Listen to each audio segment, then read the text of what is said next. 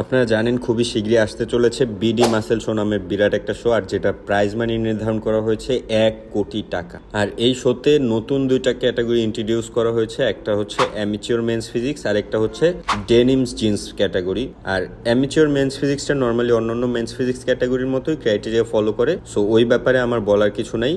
কিন্তু denim jeans নিয়ে অনেকে আমাকে প্রশ্ন করেছেন, এটা ক্রাইটেরিয়া কি ধরনের হতে পারে এই বিষয়ে জানার জন্য অনেকেই আমাকে এসএমএস করেছেন। সো প্রথমত মাথায় রাখবেন, ডেনিম জিন্স ক্যাটাগরি একটা ফিটনেস মডেল ক্যাটাগরি। সো এখানে আপনি কিভাবে নিজেকে প্রেজেন্ট করতে পারছেন, নিজের কনফিডেন্ট কতটা স্টেজে শো করতে পারছেন, কিভাবে জাজদের নিজের প্রতি আকৃষ্ট করতে পারছেন, এটা প্রধান একটা হাতিয়ার হতে পারে। আর এই ক্যাটাগরিতে পারফর্ম করার জন্য আপনার অনেক বড় মাসেল সাইজের প্রয়োজন নেই, আপনি খুবই লিন মাসেল হলে বেশি মার্ক পেতে পারেন। ইভেন যারা একটোমফ টাইপের বডি, তারা এই শোটাতে ভালো করার সুযোগ রয়েছে।